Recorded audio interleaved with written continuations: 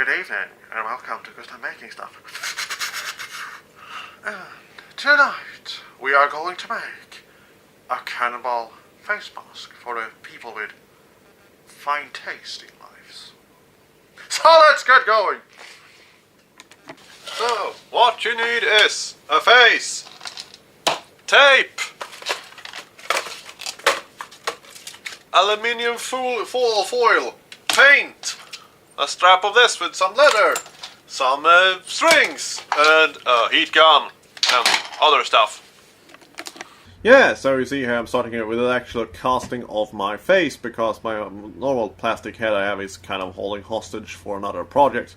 Anyway, so you see I'm just going to do the rough shape here of the nose thing that is going to go over, and the mouthpiece it's going to be under. It's actually going to be a little bit more extended here, but this is done interpretation of it, because the real thing is made out of glass fiber and extremely uncomfortable, because glass fiber is pretty uncomfortable. But we can go into that into another build at some point.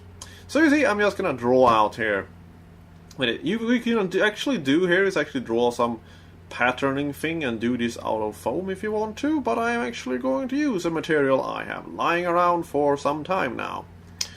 But you see, there we have it. This is Wonderflex. Wonderflex is very, very, very expensive. And I bought one sheet of this thing, just to do finger armor parts. I know some people do entire armor of this, but this was kind of expensive just for that. But due to it has been lying around for years, I realized, why not use this? I know how it works, so let's do something bigger with it. So I will do this thing here, and I will say that the result wasn't really big. So I can just kind of say that this is one way of making this kind of mask, but any other tutorial would be much better. But here it's a way. But if you want to use other like custom face thing, this would actually be very good, I must say.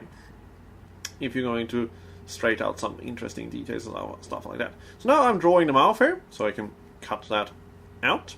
And also we're going to draw all the little holes that is going to be made, like the one for the leather strap and the other holes that are there for reasons of making this mask in the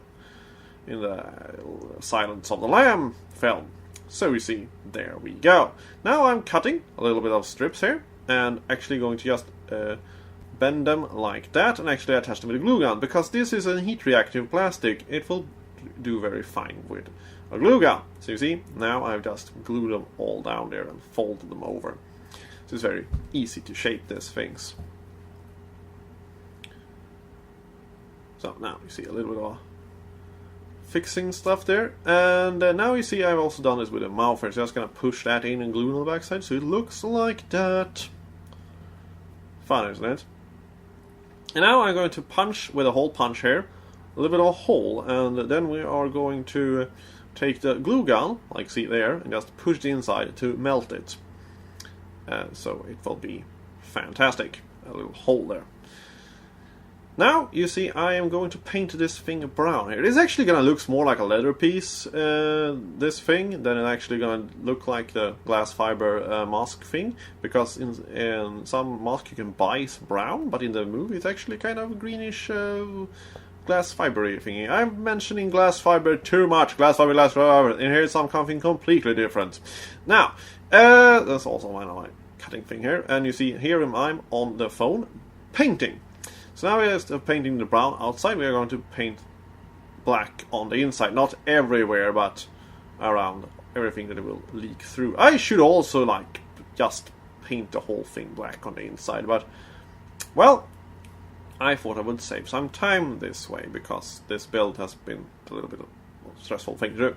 Anyway, so now you see I am reattaching the little leather straps there with other leather, because a white leather old thing there didn't really work out. So this is just an old belt. So now I'm just making some little hole with a hole punch there and putting, sewing it together. And also doing holes for the holes to be fitted in, so it can match other people's heads. So now, you see there, I'm also going to put a little bit of a string there, metal string, and just glue it on like that, so it looks like that movie. Now I'm going to paint this here because it looks very, very flat and plasticky. So now we're going to make what I'm calling is Warhammer highlighting. They do other bullshit highlighting things that will look good on film, but in reality they just look weird. So you see, I'm also painting black inside here of it, so it will have a little bit of a contrast things to it. And now I'm going to make a little bit of a what you call shadowing with the pencil there, and also now I'm going to actually just make a lot of wet paint and smear that on, and then wipe it off with so it will look more like something you expect a film things to look like, because lots of things they look cool, but they doesn't look like that in reality. For some reason, custom objects cannot look like reality for some reason. But anyway. And as you all see, this is properly half good. Because the version from the film is actually longer down here. It's actually made out of glass fiber. So this looks more like a leather piece than actual glass fiber things. But glass fiber is incredibly uncomfortable to wear. So this is one way of making this out of several ways to make it. So I had this material, so it was an experiment. There we go. See you next one.